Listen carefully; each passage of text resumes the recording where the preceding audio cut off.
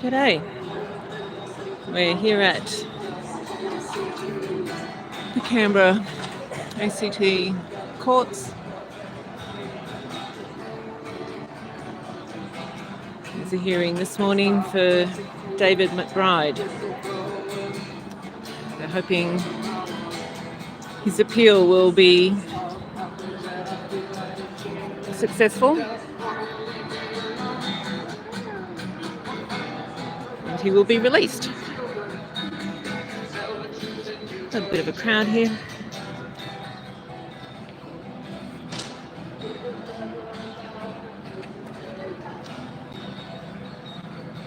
Hey, Zigna. How you going? Good. We're here for Annie today too. Annie's always with us.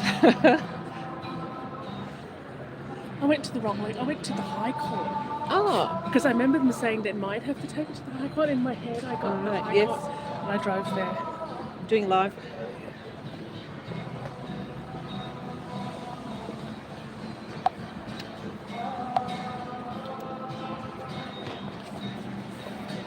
So there'll be some speeches shortly.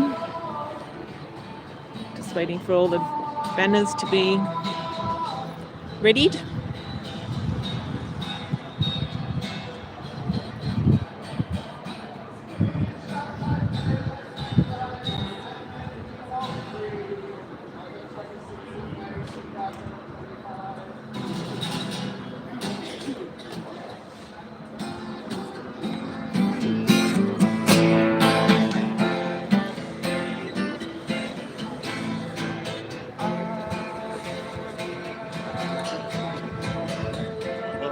Two of us get running around.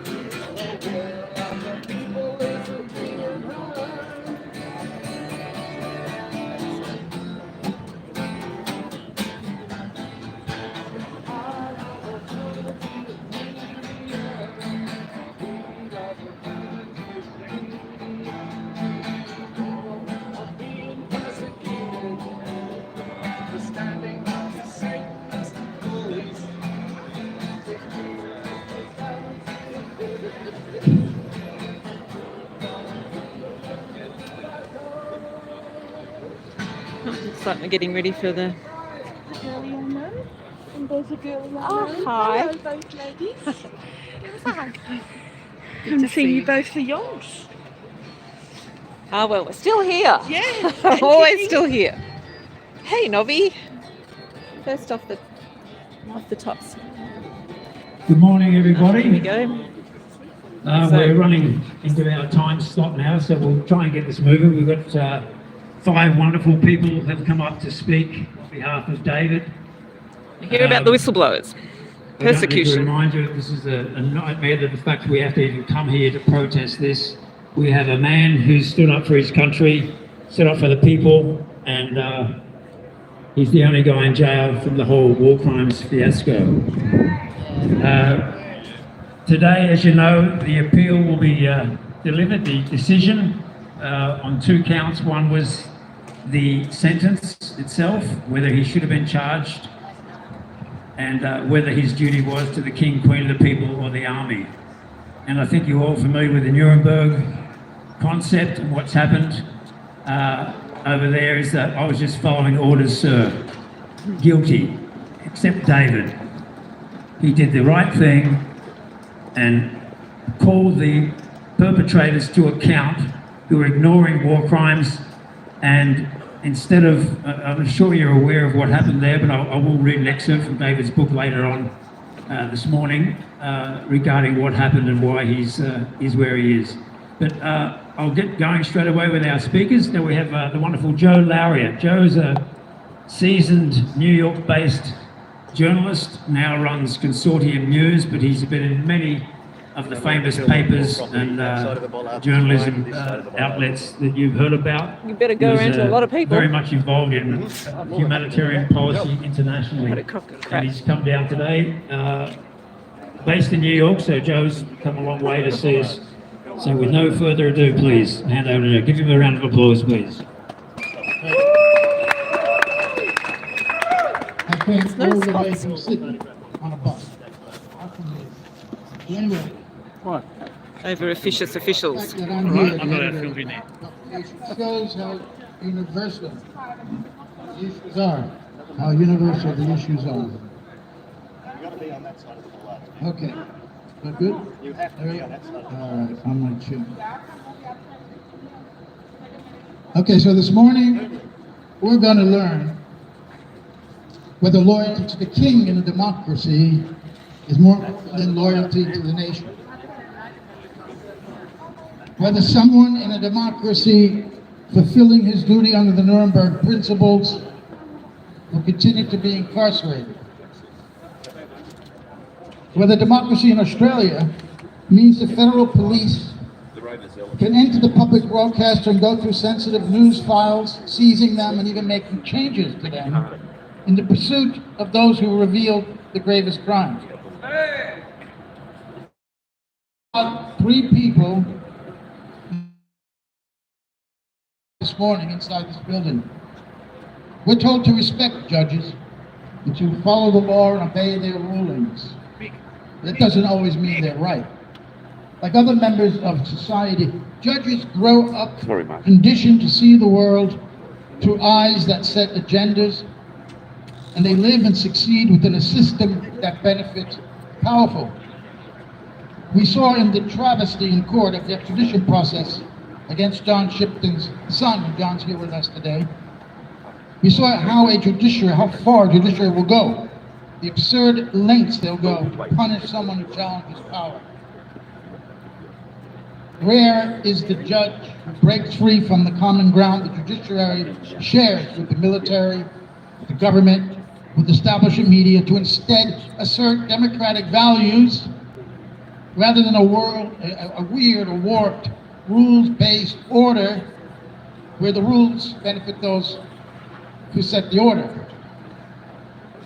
Rare is the judge who dares find their own government and military partners in preserving this order guilty of crimes against humanity and guilty of crimes of silencing those who speak out against them. Rare too is the journalist or politician who puts the public before the military or the king. And even rarer perhaps is a lawyer who risked what David McBride risked. These would be rare judges indeed inside who would set him free this morning to come out here to address this gathering. Thank you.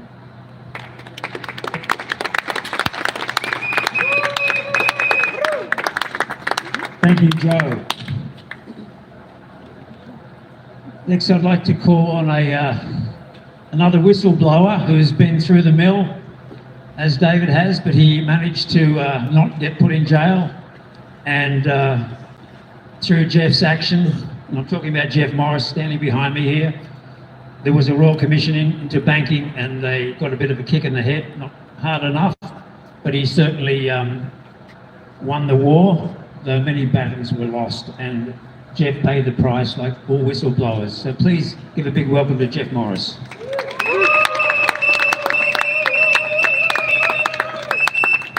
Thank you, Craig. And of course, in war there are casualties. And in whistleblowing, which is a war, there are many casualties, including the whistleblowers' families, who are collateral damage.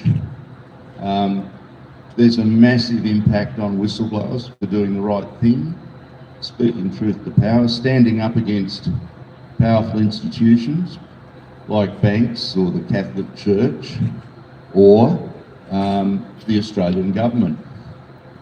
And these institutions throw everything at people like David McBride. There's a textbook, actually, as to how you demean them and belittle them. And that has a tremendous psychological impact on people who tried to do the right thing. And it also has an impact on their families. The impact on you, the hardest part of that is seeing how that translates to the impact on your families, which comes in many ways: financial, emotional. Most whistleblowers lose their families in the course of this journey. So there's not a lot of fringe benefits. But I would like to pay tribute to Sarah McBride, who's here today, supporting David, as she always has.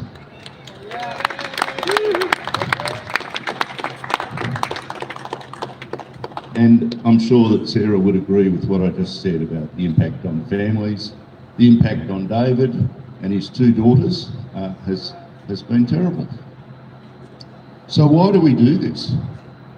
As I say, there's not many fringe benefits. There's no inducements that I'm aware of to do whistleblower. There's no rewards in this country, let alone compensation. I think it's a certain sort of person who sees something wrong, something very wrong, and regardless of the consequences, and contrary to what a lot of people think, we do go into this with our eyes open. Regardless of those consequences, these people feel they have to tell the truth. And I think the reason is as simple as, if you don't, if when that test comes, you duck it, you run away and hide, then you'd have to live with that for the rest of your life. You wouldn't be able to look yourself in the mirror every morning. So regardless of the consequences, whistleblowers go ahead. And what David saw was a series of inexplicable events in Afghanistan, and in particular conduct by the High Command, by the generals. And we now know, of course, that there were corporals running around all over Afghanistan committing war crimes. The Brereton report has listed 39, although it seems likely that there were more. And the important thing to realise about that is that these war crimes extended over many, many years. Ben Roberts-Smith has been in the news in the last week when another 3 federal court judges, in addition to the original judge in his case, found in a civil case, to the civil standard of proof, which is balance of probabilities. In other words, more likely than not that he murdered 4 Afghans. The significant thing about that is the time frame of those 4 murders extended over 3.5 years. Now, there is no stronger hierarchy than the army. It is a hierarchy. There is a formal rank structure with responsibilities at every level.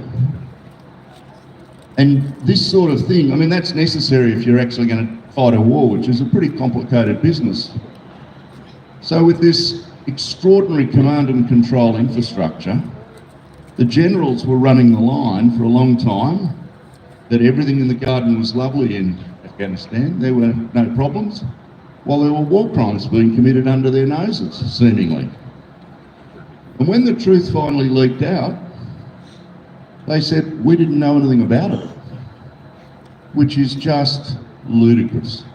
It's a bit like, it's exactly the same as my situation where when finally they couldn't stop the truth leaking out anymore about the banks, the bank bosses said, oh, we didn't know what was going on down there. We just get paid $10 million a year to sit in our ivory towers and not know what's going on. So there's a lot of people in these institutions who don't want to know about inconvenient truths.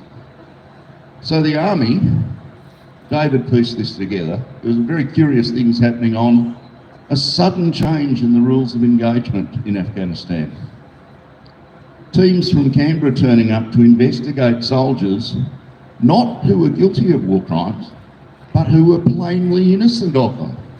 The Army were conducting these investigations of innocent soldiers so they could hold up the result and say, look, we investigated this. There was no war crimes going on. Oh, we have zero tolerance. We over-investigate because we're such good guys. And the point of that was to obscure the fact there are a lot of other war crimes, including for their poster boy, Robert Smith, who they'd given the VC to and made a poster boy of. They didn't investigate his matters. So they investigated where they knew they wouldn't find anything. So David slowly pieced this together, and he realised, and this is the crux of the David McBride story. He realised that there was a massive cover-up going on at the highest level to conceal these war crimes. And David has always said, and it's important to understand this, he was not hunting corporals, he was hunting generals. And that is why they've gone after David McBride so viciously, because of the threat that he poses to the establishment. And by the way, it doesn't just extend to the generals.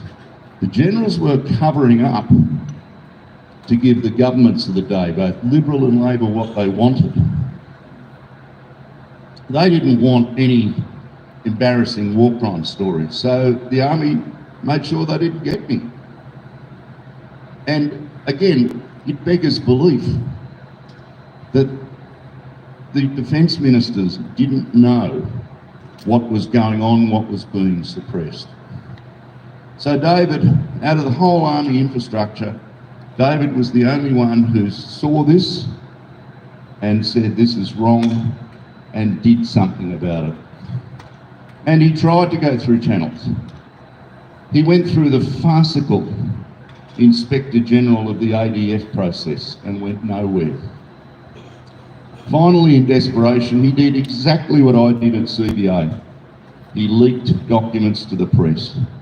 Now, I'd spent years, I had spent literally years, nearly 5 years, trying to get our useless corporate regulator in this country, ASIC, to do their job. Finally, I gave all the documents to Adele Ferguson. Having been hammering away at ASIC since 2008, I gave all the documents to a journalist called Adele Ferguson in 2013, and 5 years later we got a Royal Commission. Nothing happened when I was going through channels, or not enough happened anyway. There's a few token efforts, but nothing of any merit.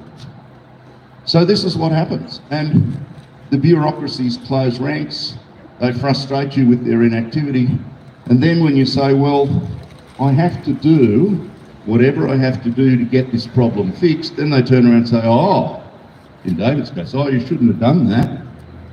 You should have sat quietly and watched the real crooks continue to cover this up. Now, for your temerity and your integrity in trying to expose the truth, we're now going to charge you with leaking that information, which he had to do, because there was no other way that truth was ever going to see the light of day. They charge him and imprison him. And this is certainly the most vicious punishment of a whistleblower that I've ever seen, being carried out by the federal government.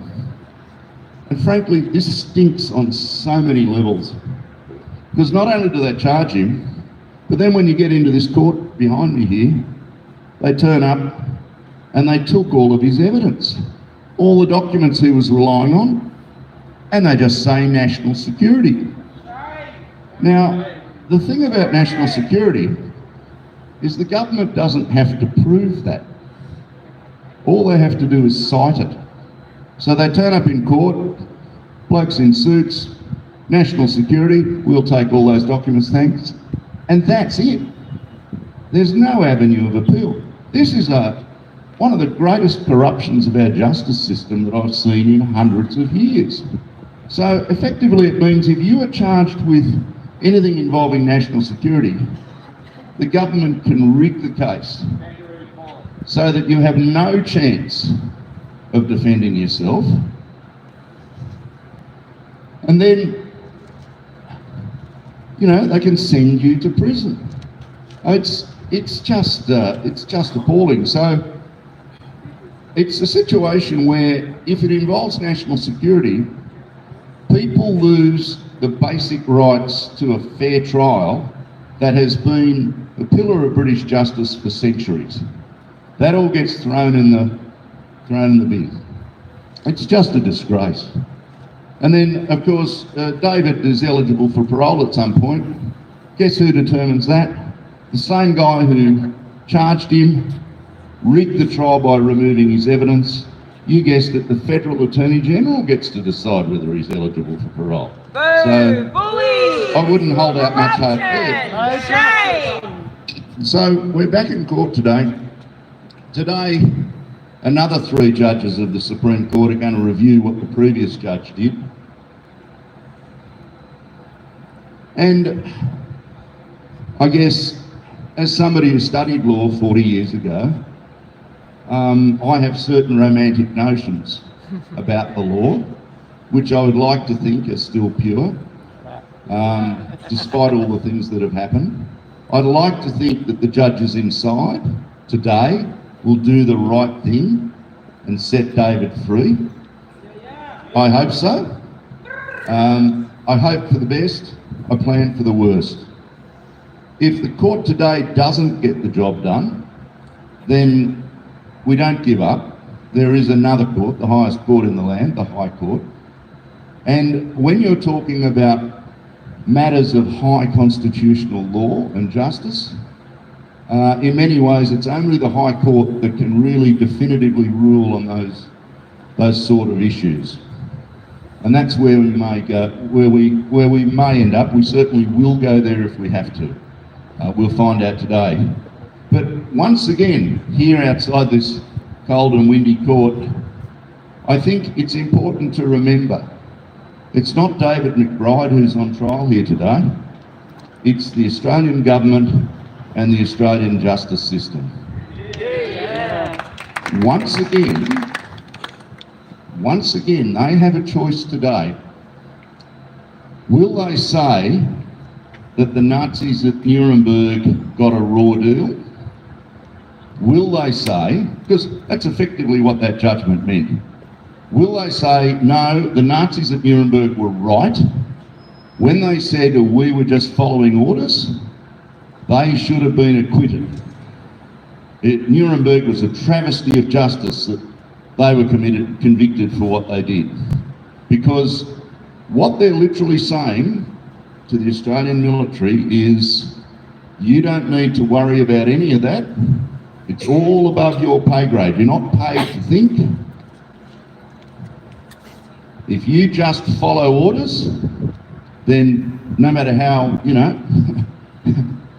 how wrong they may seem to you, then that's all you have to do, and you will be able to successfully argue the just following orders defence that the Nazis tried on at Nuremberg.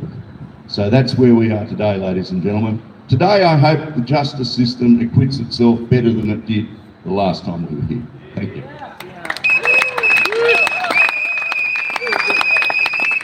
Thank you, Jeff. Jeff's a legend for us, and along with his good mate Troy, who couldn't make it today, unfortunately. He does send his apologies. He's receiving treatment up in Marywar. But it's great to see guys like Jeff and Troy who've been knocked down, but they've got back up every time, and they're now out speaking for people like David.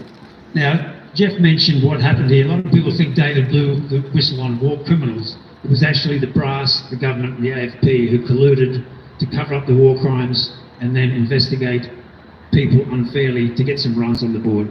I'll just read a quick excerpt from David's book for you, if you allow me. Now, there was an incident in Afghanistan, I think it was 2009-10, when David was over there acting as a legal representative for the SAS. Now, this guy, his name was Beachy, he and another Australian guy and a tribe of the local Afghani military and a translator had captured 3 suspected Taliban insurgents. At one point, they were going to get on a helicopter and take these men back to base and process them. During one of these transfers, there were 2 men, Australian SAS, with including Beachy and one small Taliban suspect and a translator. They went into a cowshed for a bit of a break before the chopper came, and as the guy was cuffed behind, it's hard to get him on a helicopter, and he was uncomfortable and he couldn't sit down and rest. So one guy dropped out to relieve himself. Beachy was there by himself with a translator, and he uncuffed the guy to flip his cuffs around to the front. The guy saw an opportunity, went for his gun, and there was a 10-15 second desperate wrestle. Beachy, being trained and a little bit more powerful, managed to get the gun around, and he killed the insurgent. Tragic, but it was a legitimate kill, as they say. Now, as Jeff mentioned, our government got all concerned about war crimes, so they sent across a senior investigator. He's actually the ex-ADF chief, a guy called Mark Binskin. You may remember him.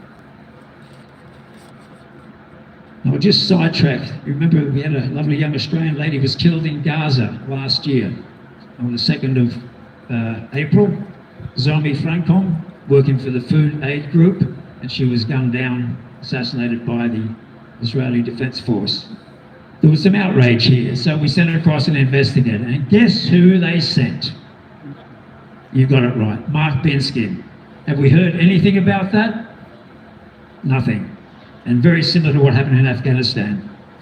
So I'll just quickly read this last page of David's book. So the guy had been processed, Beachy, and accused of murder by the Binskin investigation.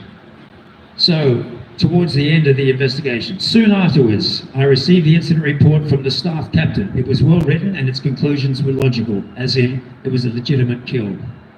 It seemed there was nothing to suggest that Beachy hadn't acted in self-defense.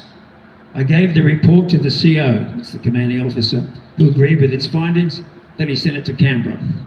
Hours later, there'd been significant developments, and I called the SAS Sergeant Major and asked him to send Beachy up. Beachy knocked on my thick steel door and came into my cargo container office. I explained to him that despite the fact the CO had argued strongly against it, and that the CO had supported him, the generals in Canberra were sending a team to investigate him for murder. There was no easy way to put it. Beachy didn't say anything, just gave me a look. It was only a look, but I'd been around long enough to know what that look meant. Yes, it's political bullshit, I said, with a sigh, not taking the easy option of looking away. While I didn't bother saying anything to win his approval, it burned me all the more that I'd been fighting hard against the same political bullshit for the last 6 months. But I didn't need to tell him about fighting. He'd done 6 long, dangerous deployments for his country, so whatever efforts I'd made weren't much in comparison. Then he said the words I'll never forget. David, isn't it your job to stop the political bullshit? I sighed, dropped eye contact for the first time. All sorts of defensive answers were coming up in my brain, but before I could choose any of them, I gave in to the only one that was true. I knew he was right. Yes, it is, David said. We discussed a few of the details about the interviews with the police that would take place when they arrived. But from that moment on, I knew exactly what my duty was. And that's why David's upstairs now and why he's spending more than a year and 2 weeks in the prison down here. So it's shameful. Now we have a very special guest today, Mr. Bill Brown. He's got a pretty lengthy resume here. If I can just give you a quick brief on Bill.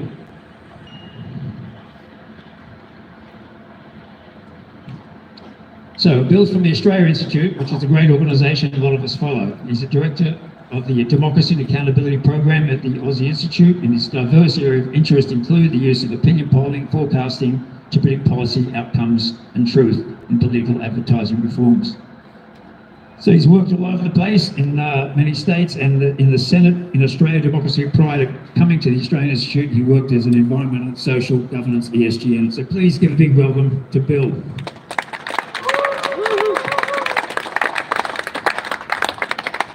Thank you, everyone, and thank you for turning out today. A democracy that retaliates against whistleblowers is a pretty poor democracy. Our system depends on people casting an informed vote on the basis of what the government has done in their name. if we don't hear about the abuses of power, the cruel indifference, the failed programs, the alleged war crimes, then we cannot meaningfully cast judgment. We pay for this wrongdoing with public money, and we implicitly endorse it with our votes. It happens in our name, but we are kept in the dark. By extension, wrongdoers can escape accountability by creating a culture of fear where people are afraid to speak out. Corruption, maladministration, fraud, and cruel bureaucratic indifference can escape notice. In the robo-debt scheme, the government illegally shook down some of the poorest and most vulnerable in our society for money that they didn't owe. Those responsible have mostly escaped justice, even today. Those who should have spoke up mostly didn't, and those who did were at best ignored. As long as governments remain fearful of transparency and wrathful towards truth tellers, the threat of another robo-debt remains. In the case of the war in Afghanistan, voters were already 2 steps removed from any kind of control or ability to hold decision makers to account. Even our elected representatives in the parliament did not get a vote on the war and did not even debate it until 9 years after it had begun. But the alleged murder of civilians in Afghanistan occurred in our name nonetheless. The desecrations of their bodies happened in our name. What makes the prosecutions of David McBride and Richard Boyle so upsetting is that we know that they are being punished under flawed whistleblowing laws. The Albanese government knows that the whistleblowing laws are flawed. We know that they know because they've told us as much. And yet they allow the lives of whistleblowers to be damaged or ruined by unjust laws. They had an entire term of 3 years to fix the laws and only passed one relatively minor tranche of changes.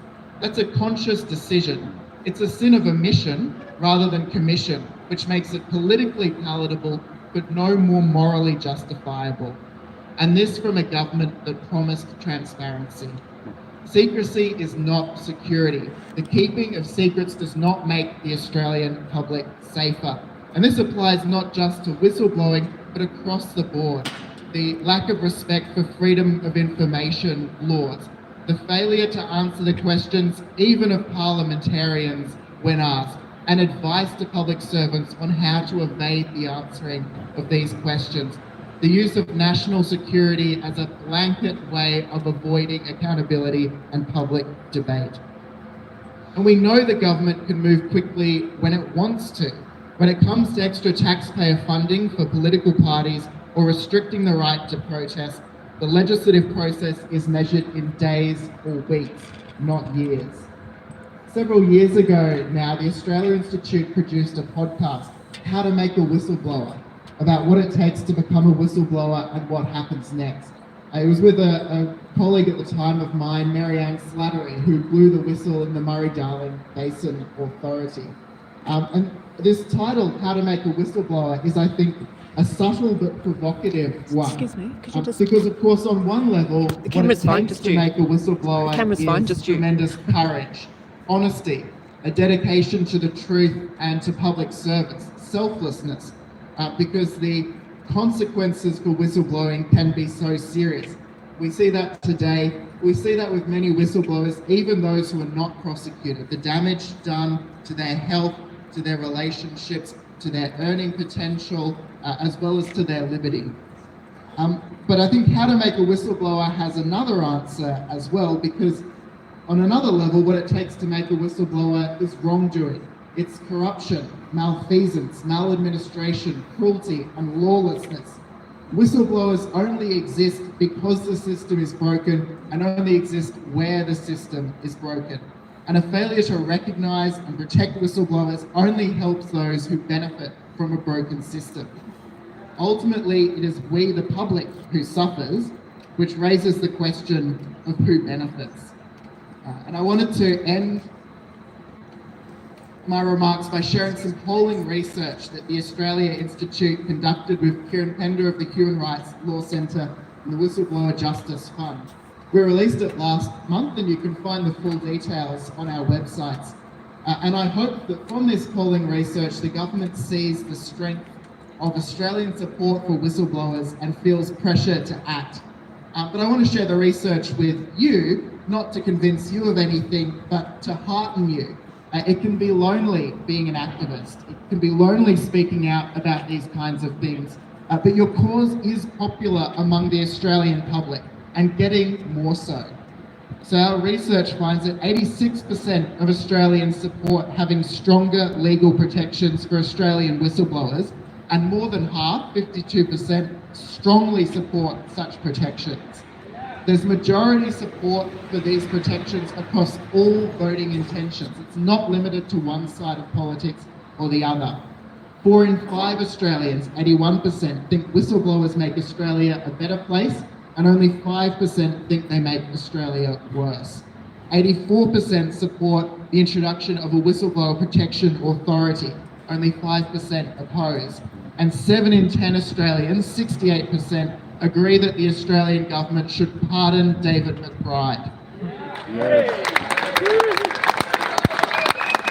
And even more heartening is that support is up. 4 years ago, when we asked these questions again, 73% supported stronger protections for whistleblowers. Today, it is 86%. That's about 2 million more voters supporting protections than did 4 years ago. Support for a whistleblower protection authority, already high, is up 5 percentage points. That's roughly 1 million more Australians. So you're winning popular opinion. But the personal cost of those victories is appalling and should never have been needed. Thank you.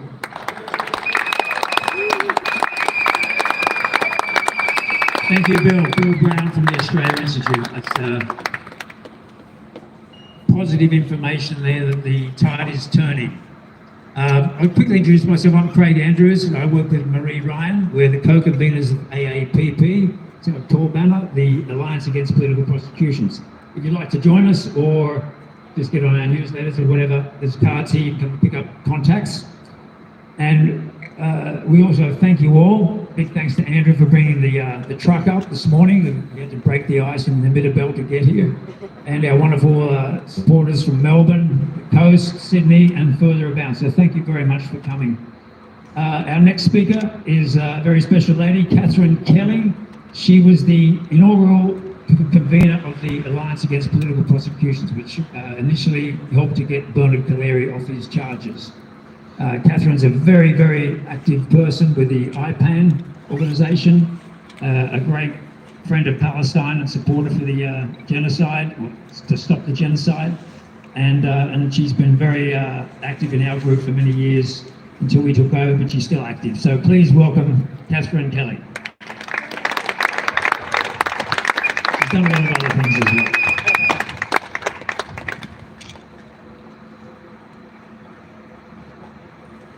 Thank you, Craig. It's very good to be here.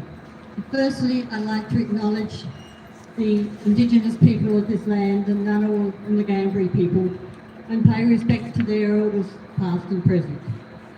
And also to acknowledge that they suffered a genocide. And just as other Indigenous people around the world have too.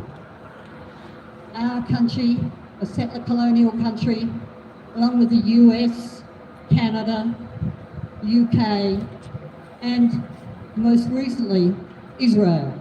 All these settler colonial countries tried to get rid of their Indigenous people. They didn't succeed, and they won't succeed in Palestine, I believe, as well. So what is happening there is absolutely up and must be stopped. But it is genocide. But to get back to David, which is why we're here today, as you know, on the 14th of May, David McBride was convicted on a number of charges resulting from his passing of documents to the ABC, which they made into the Afghanistan files. He was sentenced to a sentence of nearly 6 years and has served over 1 year for doing the right thing.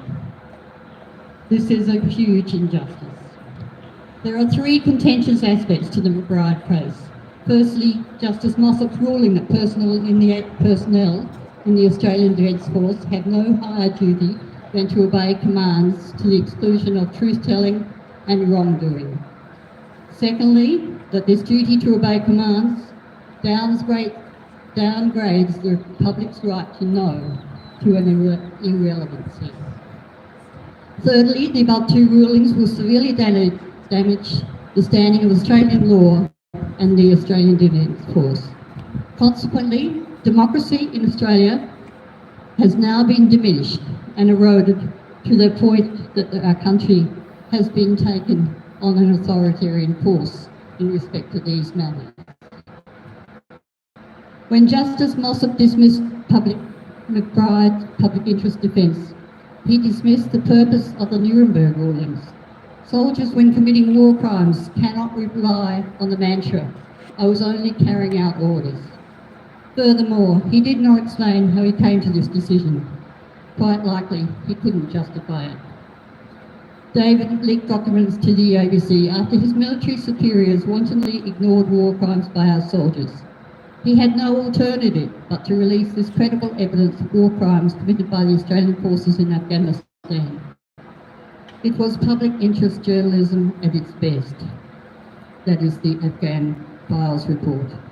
And yet the first person imprisoned in relation to Australia's war crimes is not a war criminal, but the whistleblower. Shame indeed. Whistleblower legal protection is now widely considered bankrupt and a mockery, as Bill has just explained.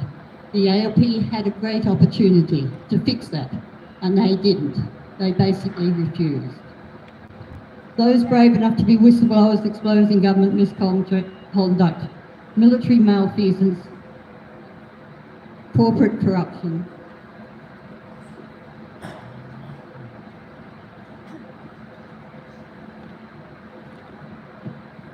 to ensure accountability and justice, and thereby protecting victims and the public good, are the beacons of democracy. We demand an end to the unjust treatment of the courageous whistleblower, David McBride, and also Richard Boyle. David's conviction and sentencing has no doubt already been a powerful deterrent to other potential whistleblowers from speaking up through fear of prosecution. Consequently, the community suffers in general, and victims of wrongdoing in particular. Protection of whistleblowers is the litmus test of democracy. Australia now has a poor record in this matter, as the case of David McBride bears witness. So what should we do about it? There are many great organisations around the country trying to address these and other injustices. The Australia Institute gives us fantastic webinars and information on so many issues. The Independent and Peaceful Australia Network is working to try and change our national security so that it's not dependent and relying on the US. We have found currently that that is the wrong way to go. The Australian Peace and Security Forum is a new organisation trying to widen the definition of national security to include climate, housing, domestic violence, all these things that affect people's daily security. Should have a look at their website. And I also want to mention the Human Rights Law Centre, which does a great job for whistleblowers. And I saw Kieran Pender here a little while ago, but I think he might have gone in. But all these organisations and many more grassroots organisations, such as the Canberra Palestinian Action Group, who are organising rallies to defend Palestinians, are all doing what they can to try and make our world better. So if you can support them, if you can write to the Attorney General asking her to drop the charges on David McBride, or not drop the charges, to pardon him, and same with Richard Boyle, to stop that case in Adelaide going on at the moment, and also to stop the extradition of Dan Duggan, another huge injustice. I'll leave it there, and thank you very much for coming. Thank you, Catherine Kelly. Just quickly, of course, we are our group's also looking after Richard Boyle. We're trying to get his charges dismissed, and Dan Duggan, who's been locked up for nearly 1,000 days without charge, awaiting extradition to the US. an Australian citizen. Our very special person is going to finish up this morning for us. He doesn't need an introduction, but he's a wonderful man who's dedicated his life to freeing his son, Julian Assange, who spent 13 years in detention for the same kind of thing that we're dealing with here today. So with no further ado, please welcome Mr. John Shipton.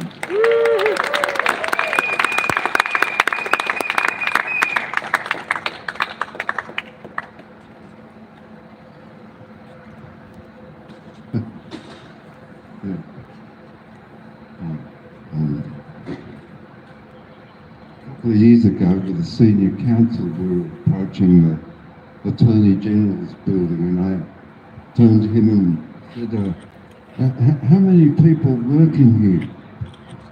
And he replied, well, just under half.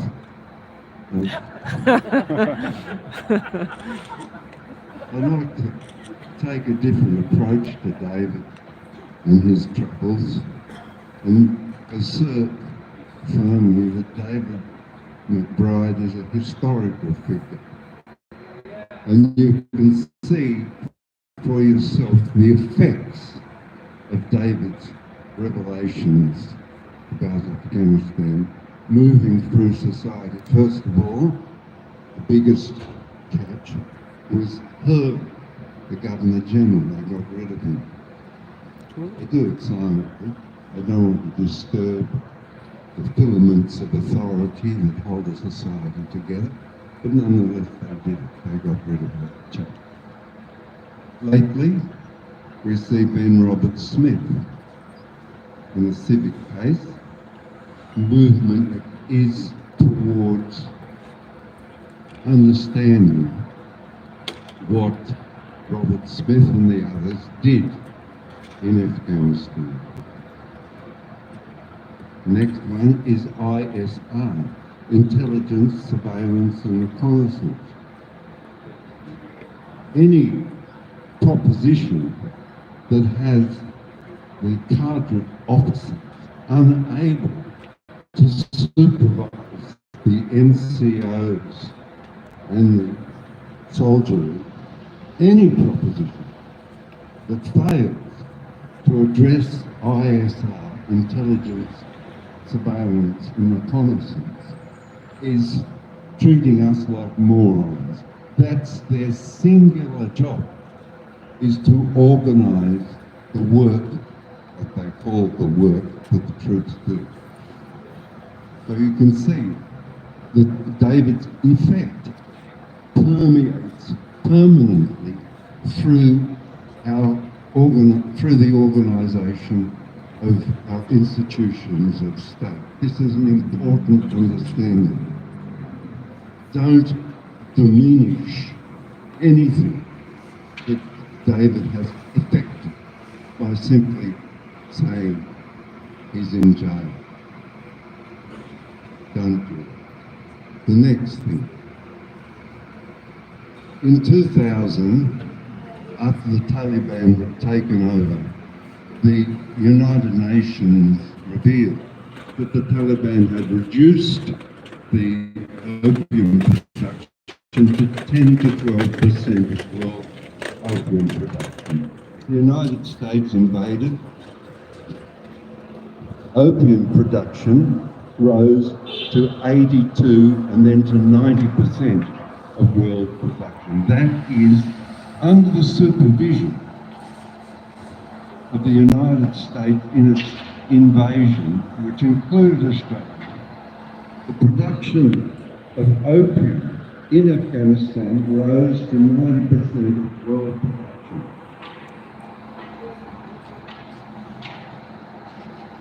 In 2016, Douglas McGregor was National Security Advisor to the first Trump administration, charged with removing the occupation of Afghanistan by the United States, confounded by the fact that 5,000 of the troops in Afghanistan were actually contractors of one certain another. So it began to be revealed to us what a vile and wretched thing the occupation of Afghanistan was, and how it infected the Australian troops who were part of that occupation. And David's work revealed to us, and continues to reveal to us, what the occupation of Afghanistan actually was. The abandonment of the occupation, you can say this, you can say this of it and say it firmly. The abandonment of the occupation, the removal of troops, depended upon the growth of fentanyl as a substitute for opium. So fentanyl through Mexico was a cheaper and more powerful product, more controllable because it was all developed in the laboratory. So the occupation of Afghanistan no longer provided money, and no longer, because of the defences of the Russian Federation and the Iranian Republic, no longer was able to penetrate and debauch those societies. It was a policy of debauching the youth of the Russian Federation, of Afghanistan, of Iran, by the introduction of opium. A policy, it had policy documents, it had support, it had money flows, it had laboratories, it had distribution networks. So David McBride is an Australian of significance, of historical significance. Give him that pride. Thank you, John Shifter. Folks, we can head up quickly now, court number 3. And we can make a bit of noise in there if you're not too crazy. You have to arrest all of us. But thank you again for coming, and we'll reconvene down here after, hopefully with some good news. Thank you very much again for coming, folks. Thank you. Last chance to make a noise in that court today. The last chance to say that we won't stand for it. That we're sick of the lies. That we're sick of the government corruption. And that we're sick of everything whitewashed.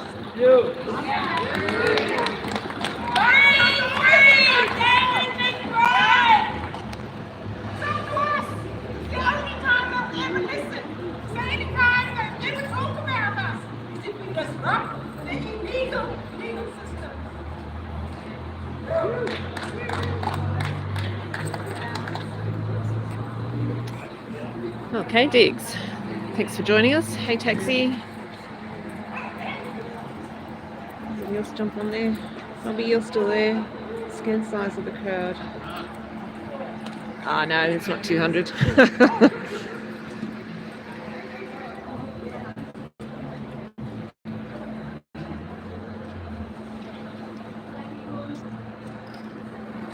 don't know, maybe 50.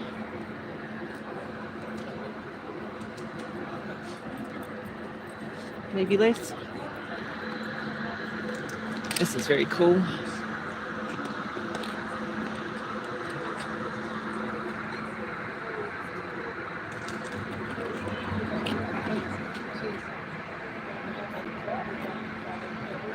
Very cool piece of art. Very clever. Anyway, we might sign off there for now. Oh, we might say hello to the girls first, hey?